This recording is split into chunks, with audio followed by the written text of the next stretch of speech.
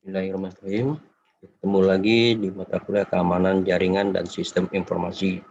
Untuk pertemuan ketiga kali ini, saya akan bahas mengenai metode dari keamanan informasi. Namun sebelumnya akan saya bahas review sedikit mengenai apa yang sudah kita bahas dua pertemuan terakhir.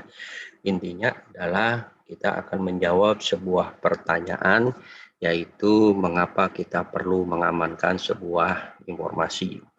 Jawabannya ya sudah pasti bahwa informasi adalah sebagai aset. Ya, karena informasi itu adalah sebagai aset, maka informasi itu akan memiliki nilai dan karenanya harus dilindungi. Tujuannya apa? Tujuannya adalah untuk membantu untuk melakukan pengambilan keputusan. Jadi kalau nilai aset atau informasi itu bocor ke pesaing atau ke publik, maka kemungkinan dalam proses pengambilan keputusan itu akan menjadi tidak memiliki nilai sama sekali.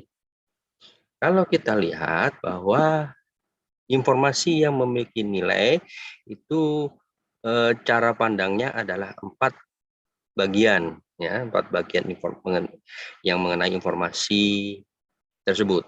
Yang pertama, informasi itu akan memiliki nilai apabila dia memiliki akurasi atau informasi itu memiliki tingkat kebenaran, akurasi, dan kelengkapan dari sebuah informasi.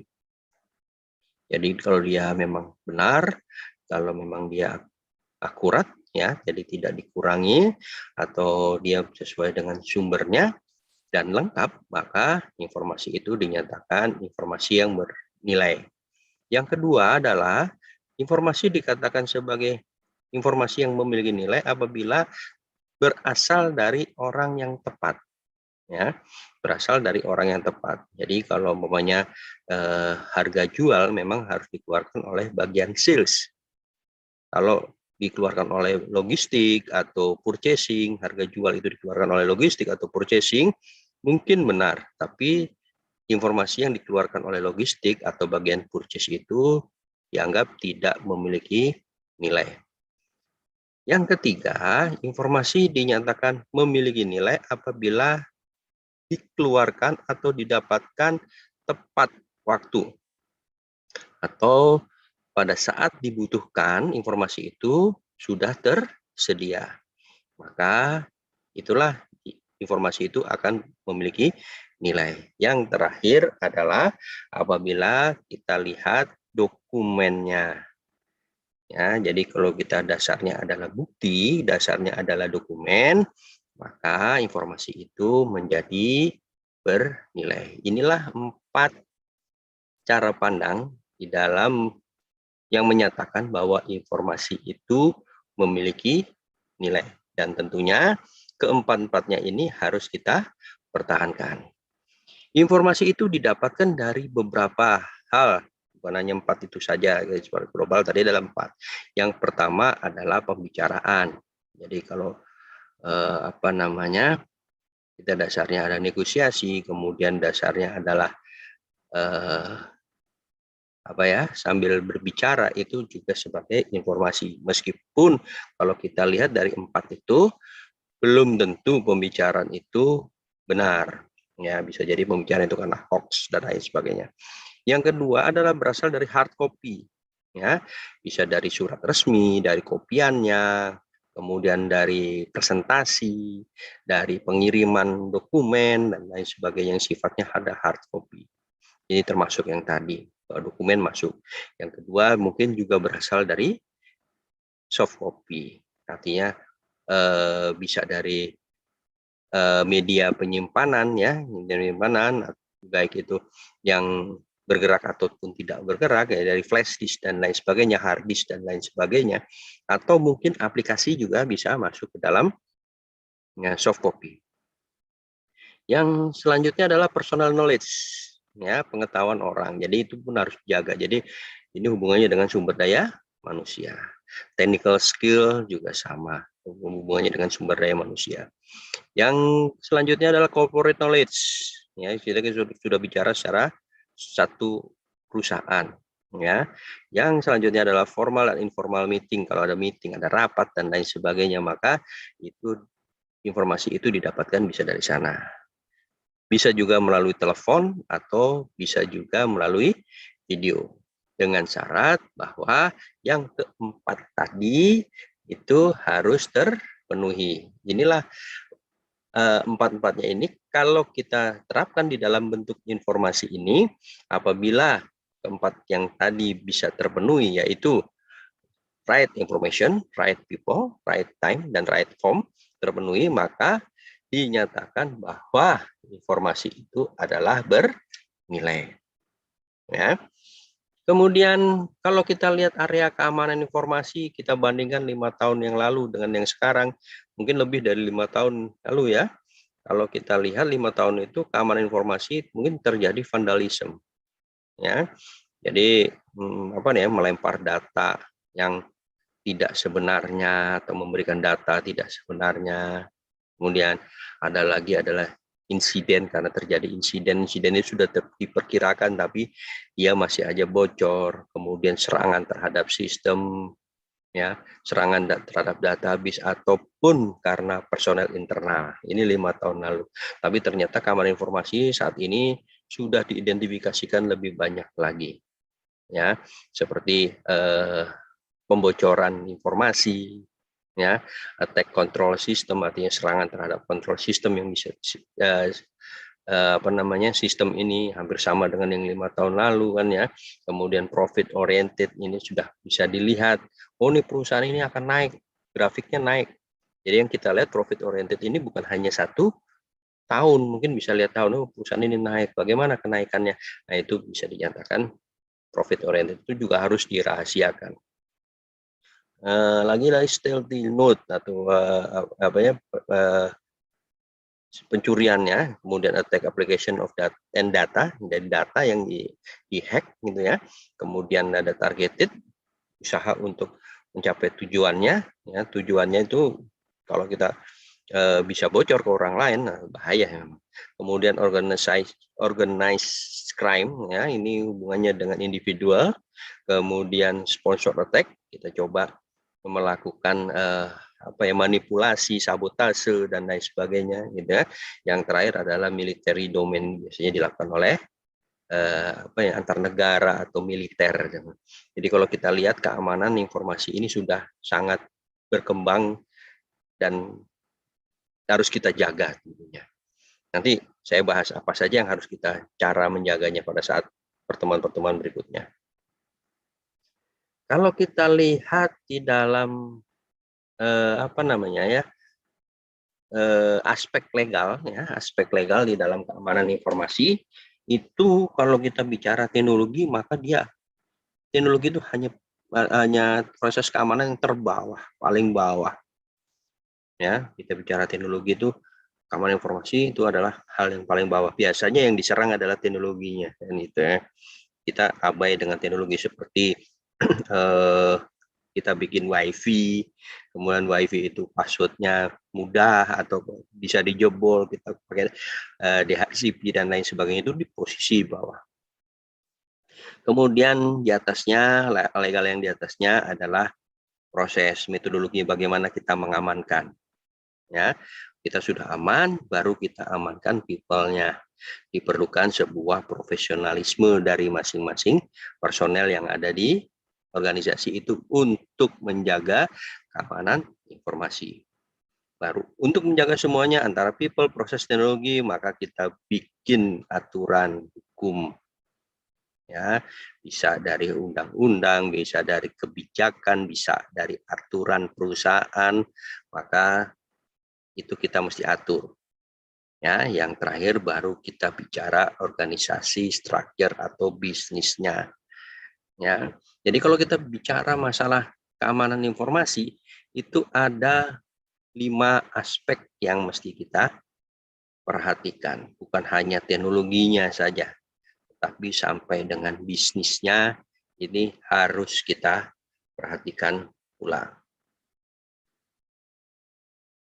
Kalau kita lihat metodenya pengamanan ini ada 3 hal di dalam metode pengamanan. Ya, pengamanan apa ini? Pengamanan informasi tentunya ya. Ada lagi yang pertama adalah authentication, ya, pemahaman personel, jenis perangkat yang digunakan untuk mengakses sistem. Ya, jadi ada nggak izin orang yang bisa mengakses sistem? Biasanya pakai proxy ya, mungkin IP dibuat statis, kemudian MAC address ada juga keamanan itu MAC addressnya didaftarkan. Yang jelas password itu pasti ada, ini hubungannya dengan authorization, yang hubungannya ke sana, hubungannya ke password. Nanti saya akan bahas password yang seperti apa. Minggu lalu kita sudah sekilas di dalam tugas saya masukkan kategori password, tapi saya ulang. Yang terakhir yang biasanya itu menjadi lubang atau hole di dalam proses pengamanan informasi, yaitu pengamanan sistem jaringan. Apalagi sekarang eranya sudah menggunakan wireless, ya, itu makin tidak jelas orang untuk bisa masuk ke dalam sistem berasal dari mana. Kita jelas, yang penting bisa nyambung, bisa connect, maka itu bisa masuk. Jadi kita bisa masuk melalui di luar gedung, selama itu bisa terkoneksi, ya sudah selesai, maka kita bisa masuk seluruhnya. Ini metode-metode pengamanan cara umumnya. Saya akan detail lagi metode pengamanan untuk lebih detail lagi, atau kita masuk ke persiapan dulu bagaimana kita melakukan pengamanan sistem. Ya, ini hampir sama dengan yang tadi, yang piramid tadi. Yang pertama, kita harus buat dulu kebijakan institusi.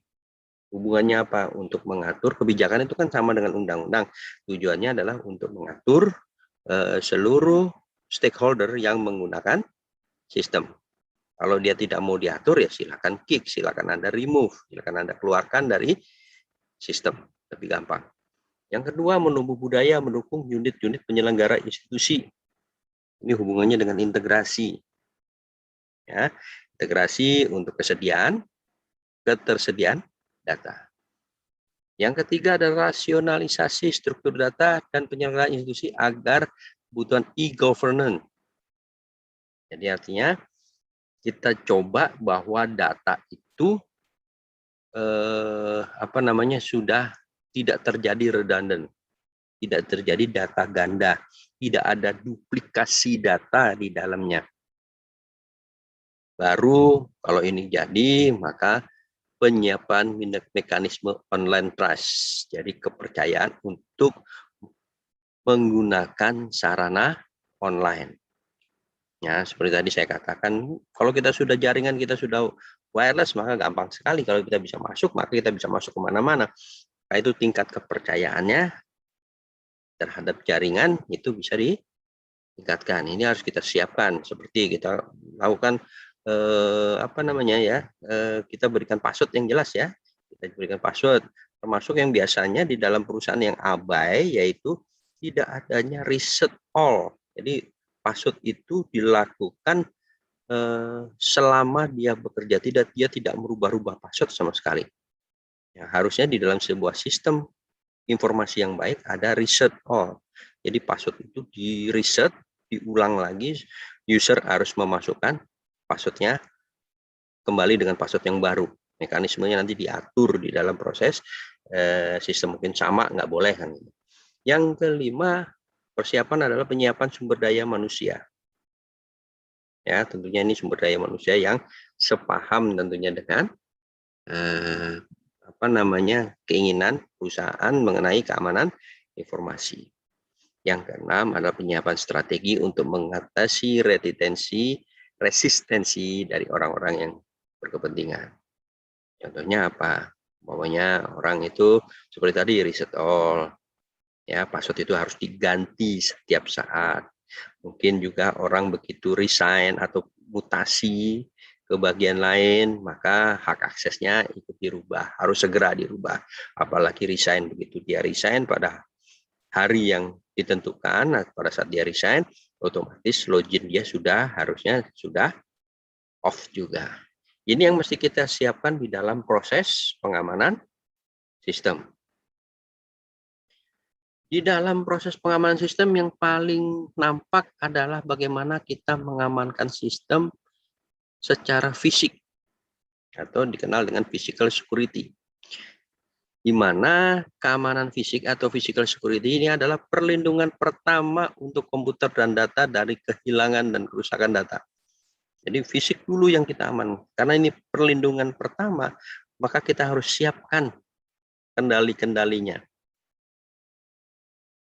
Tujuannya apa kita melakukan keamanan fisik? Yang pertama, melindungi segala akses yang tidak terauthorize. Tidak punya akses, nggak boleh masuk. Yang kedua, tujuan kedua, melindungi pencurian data dalam sistem. Ya, orang udah pakai, kemudian di print, itu bisa jalan kemana-mana. Bisa digunakan oleh kemana juga. Ini yang biasanya pencurian data dalam sistem yang abai dengan internal. Ya, yang ketiga, tujuan kita melakukan pengamanan terhadap fisik, yaitu melindungi media penyimpanannya.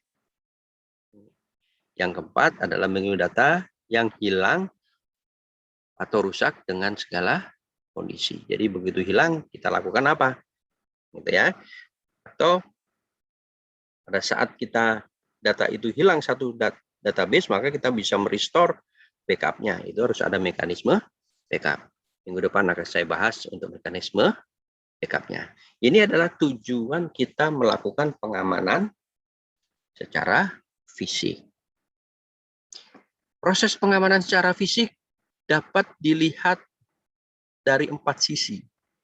Ya, ada empat sisi yang menjadi concern di dalam proses pengamanan komputer secara fisik. Yang pertama adalah sisi lingkungan.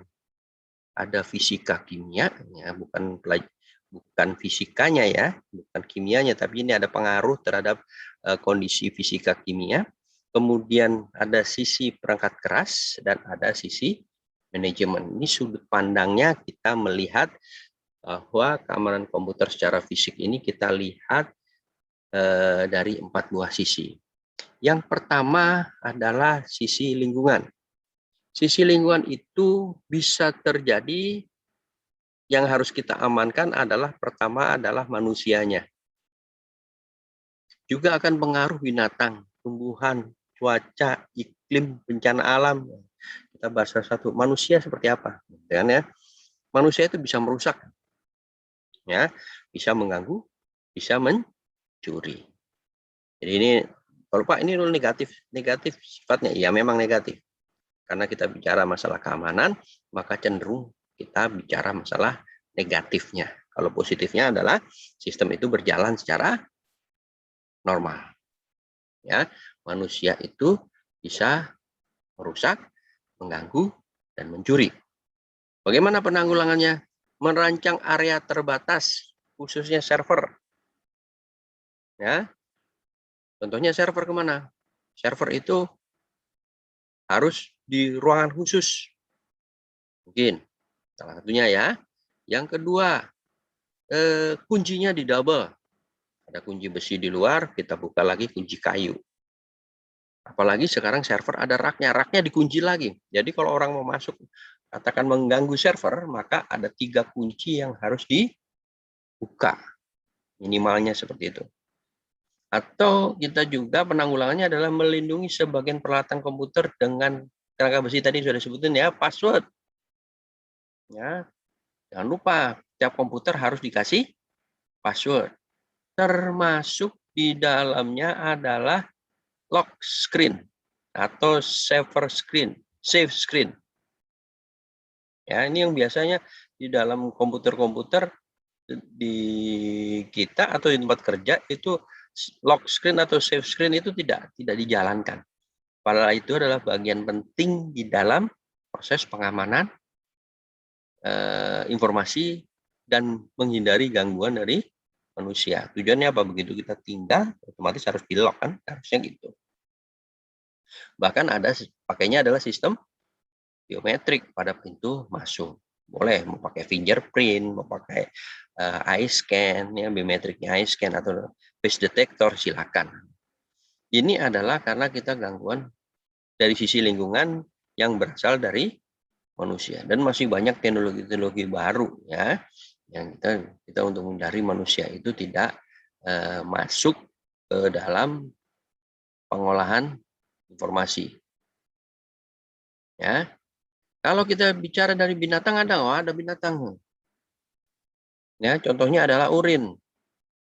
Yang sering mengganggu adalah biasanya tikus. Jangan sampai server itu kemasukan tikus. Kenapa? Karena urin itu sangat keras. Ya, bisa keras, bahkan kencing tikus atau urin tikus itu bisa menghancurkan logam. Ya, kalau truk server yang dihancurkan masih mending. Kalau servernya yang dikencingi, ya sangat berbahaya. Motherboard otomatis jalur di motherboard ya kan terputus. Bagaimana menanggulanginya? Yang pertama adalah menjaga kebersihan komputer, selalu kita bersihin. Ya, menghalangi jalannya masuk ya, dengan RAM dan lain sebagainya. Ya, tapi jangan menggunakan kapur barus. Ya, biasanya orang pengen aman di belakang PC kita di rumah kan dikasih kapur barus, padahal itu bahaya sekali. Kenapa? Karena kapur barus itu mengandung gas yang bisa menempel dan melakukan kristalisasi terhadap gasnya itu, sehingga juga akan merusak. Ya kita amankan bagaimana? Ya kita bersihin aja. Ya, kita sering-sering bersihin. Kalau kita bicara masalah tikus, kalau tikus kan nggak mau dengan yang bersih kan ya. Atau kita bikin kasih semprotan anti tikus, tapi di areanya yang jauh, yang kira-kira jalan masuknya itu sudah terlihat, ya. Pakai perangkap yang lain juga boleh. Ini adalah gangguan dari binatang. Jadi informasi ternyata binatang juga ikut berpengaruh, ya, mempengaruhi. Bukan pengaruh pencurian, jadi ya seperti makanan dicuri binatang tidak, tapi justru dia merusak karena ada urinnya dan lain sebagainya. Belum lagi kalau diinjak binatang ya, gitu.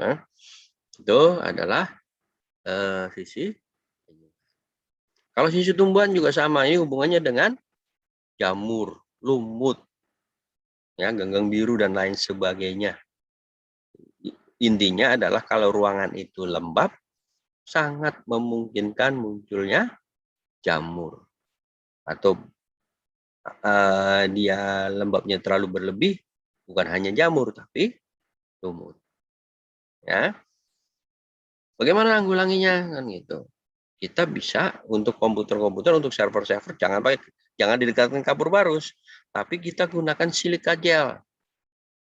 Ya, silika gel. Jadi jangan di server, tempat server, rak server atau ruangan di dalam ruang yang menyimpan alat-alat komputer, termasuk jaringannya ya, kita pakai wifi, jangan didekatkan dengan kapur barus. Anda bisa beli silika gel, taruh di tempat situ. Kalau di rak komputer, setiap raknya atau ujung-ujung lemarinya dan di bawahnya dikasih silika gel. Tujuannya silika gel apa? Bukan mengusir tikus, bukan mengusir binatang, tapi untuk menanggulangi gangguan dengan adanya jamur. Ini biasanya tidak, sangat terabai sekali. Yang dilihat tikusnya, tapi jamurnya nggak dilihat, lumutnya tidak dilihat. Karena yang dilihat adalah selama lantai tidak berair, aman. Padahal ruangan ber-AC, kalau kayak server, itu sangat dingin, ya, memungkinkan jamur atau lumut itu akan tumbuh. Ini sisi lingkungan untuk tumbuhan. Cuaca juga sama. Ya. Jadi kalau kita pakai alat, khusus server, atau kita bekerja dengan menggunakan komputer, ya tentunya cuaca juga sama. Nggak boleh terlalu panas, juga tidak boleh terlalu dingin. Kalau dingin kita pakai AC, seperti tadi sudah saya katakan, gunakan silika gel, jangan pakai kapur barus. Ya, angin juga sama, jangan terlibat di dalamnya. Makanya ruang server tuh harusnya nggak boleh ada kipas angin, tapi kita harus pakai AC. Tapi biasanya perusahaan itu servernya pakai ruang AC, tapi modem, kemudian radio wifi, pakainya kipas angin. Harusnya jangan, ya, karena kipas angin juga akan berpengaruh. Nanti saya lihatkan pengaruhnya kipas angin ada di mana. Hubungannya dengan juga cuaca, debu lembab cenderung bersifat konduktor. Jadi kalau server atau komputer kita banyak berdebu ya seharusnya sering-sering dibersihkan. Ya, makanya kalau komputer tahu-tahu kita gunakan suatu saat tahu-tahu nggak bisa baca ya Anda copot slotnya aja Anda bersihkan. Tapi jangan pakai air bersihnya, gitu ya. Ada semprotan khusus untuk elektronik. Kalau nggak ada ya cukup Anda lap saja, yang lap-lap kering bukan lap basah. Ya, kemudian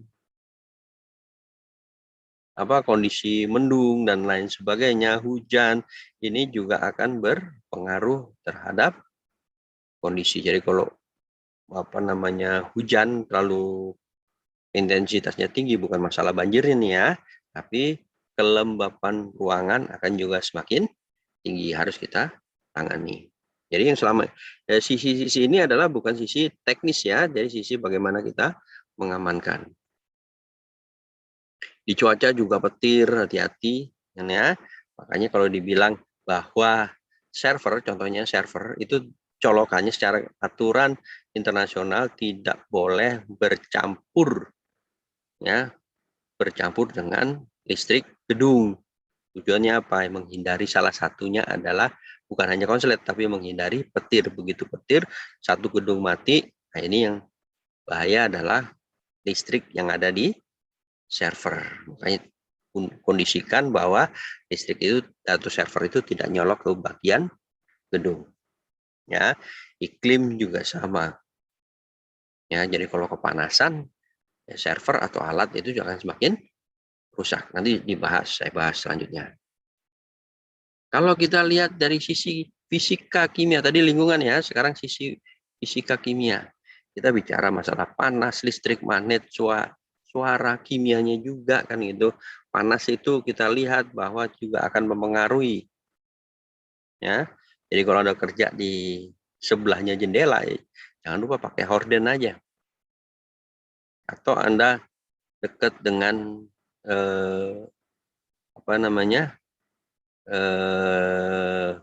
pemanas ruangan, kalau ada pemanas ruangan gitu ya duduknya ya maka jauhkan aja, Anda minta pindah karena itu akan pengaruh ke komputernya. Kalau pengaruh komputernya otomatis akan pengaruh ke media penyimpanan. Ya, ini adalah kondisi panas. Ya, bagaimana listrik? Nah, ini juga mesti kita perhatikan. Mungkin nggak listrik kita itu selalu naik turun, kelebihan voltase, kadang-kadang kekurangan voltase. Sejauh mana sering mati listrik? Kalau komputer itu sering-sering di shutdownnya karena dipaksa, karena listrik mati, itu memungkinkan sistem operasi akan rusak. Nah, untuk listrik gampang sih penanggulangannya, gunakan stabilizer, atau gunakan UPS. Ya, kondisi berikutnya adalah magnet. Nah, adanya magnet. Nah, magnet itu tidak boleh dekat dengan komputer kita. Contohnya, kita dekat di sebelah meja kita ada speaker aktif. Nah, speaker aktif, Anda beli speaker aktif khusus komputer, tapi taruh di meja, kemudian monitor kita dekatkan dengan speaker aktif itu. Suatu saat pasti akan rusak, pastinya. Karena kenapa? Karena layar itu elektronik yang ada di layar, medan elektro yang ada di layar komputer kita akan tersedot oleh magnet, mengakibatkan layar kita akan jadi rusak. Demikian juga dengan kita naruh komputer di atas speaker sambil kerja, atau ada speaker karena taruh di atasnya. Jangan. Ya. Yang paling orang mengabaikan adalah meletakkan PC di sampingnya TV. Ya. Banyak sekali di rumah-rumah. Sampingnya TV. TV itu juga mengandung magnet. Ya. Jadi jangan selalu dekatkan, terutama kalau speaker udah pasti kan magnetnya kelihatan, tapi TV dia pasti akan mengandung magnet. Ya, kita lihat kembalikan lagi ke TV. TV coba dekatkan dengan speaker aktif. Nah, pasti di ujung-ujungnya akan ada warna yang berbeda. Apalagi ini PC, hati-hati. Kalau PC sudah rusak, maka datanya yang di dalamnya akan ikut rusak. Itu yang mesti kita perhatikan. Suara juga sama. Kita ke speaker, tapi mengarahnya ke komputer kita. Hati-hati, slot itu akan bergerak. Speaker itu mengeluarkan gelombang yang dapat menggerakkan benda mati. Dia bergerak, bergetar. Coba Anda pakai speaker aktif, suaranya besarin, hampir dipolkan, gitu ya, otomatis area di sekitar speaker itu akan bergerak. Di tempat kita juga akan semakin bergerak.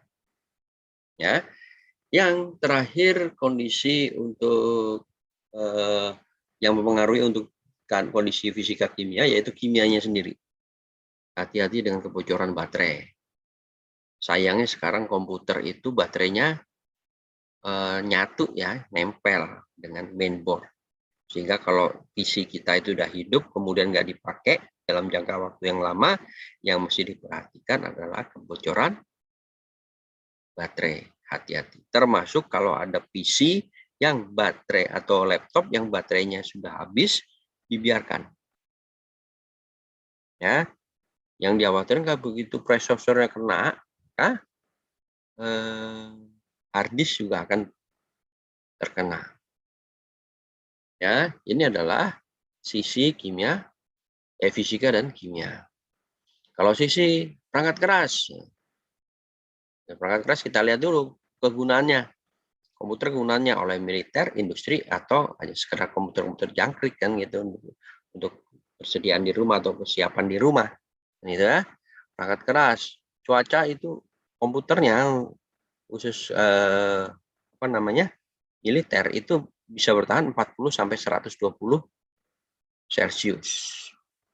Ya, untuk penggunaannya.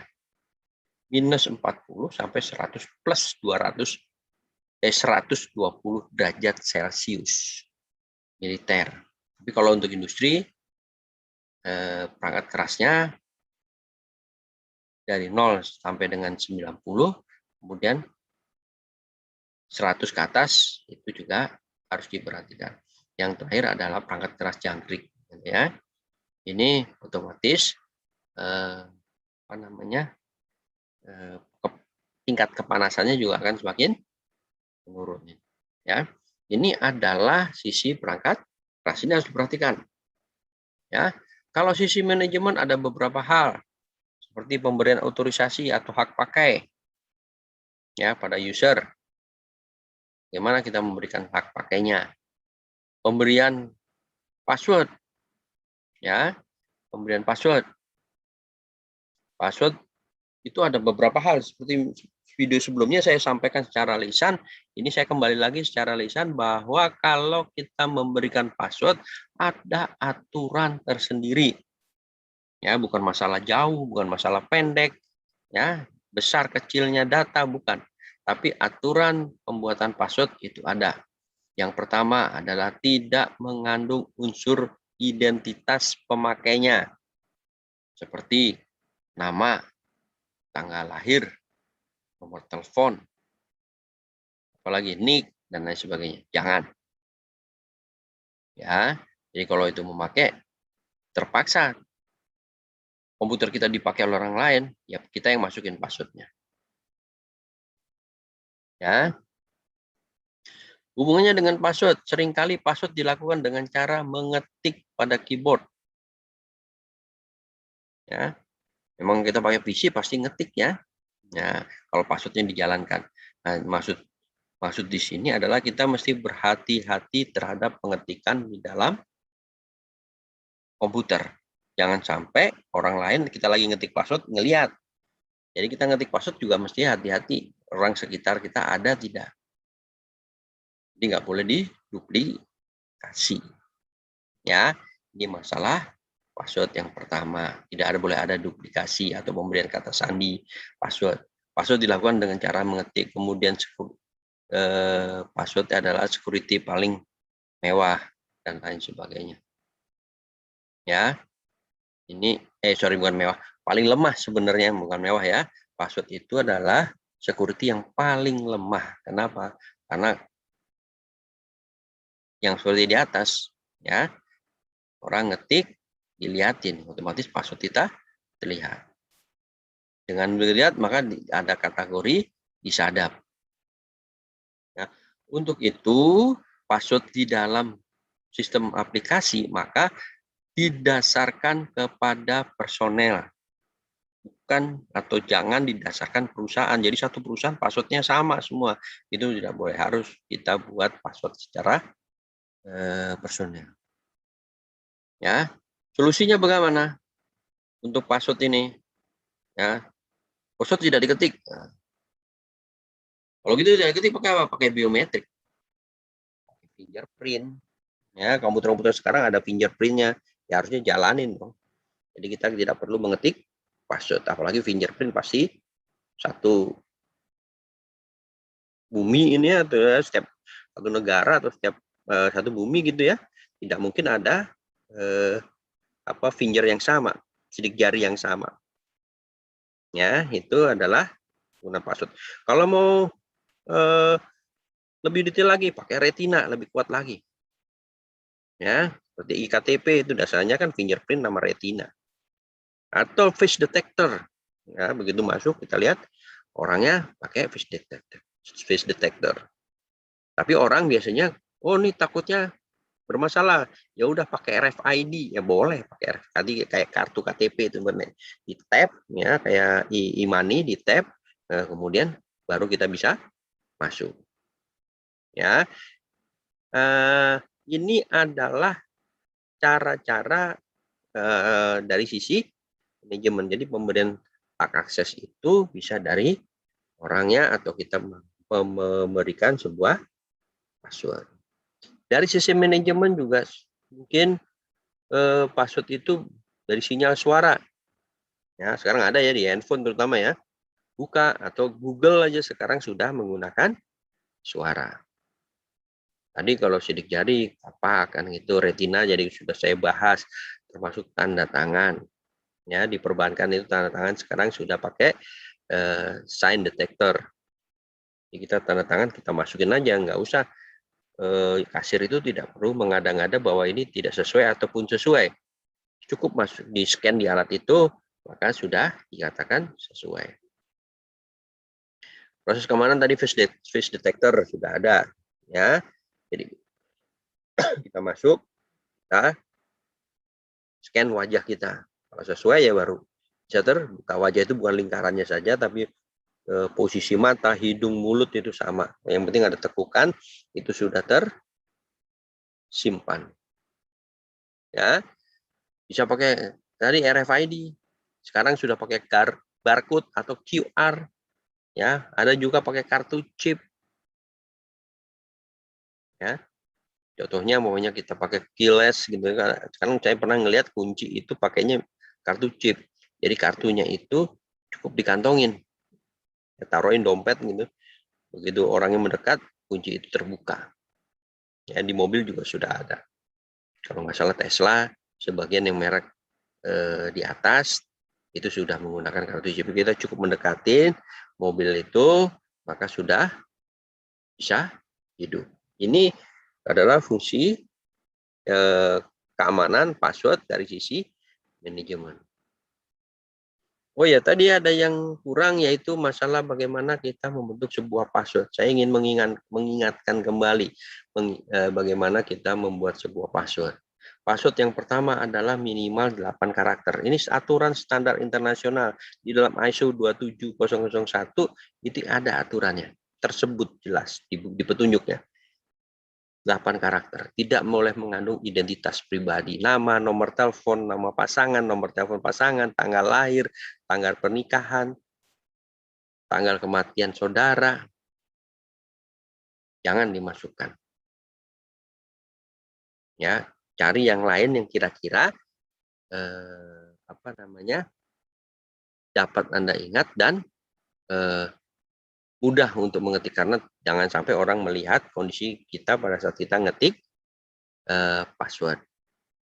Ya, dari sisi manajemen juga pakai barcode. Sekarang sudah beralih dari barcode beralih ke QR, banyak sekali pakai QR, kartu chip dan microchip dan lain sebagainya. Ini adalah dari sisi manajemen, baru kita masuk ke QA.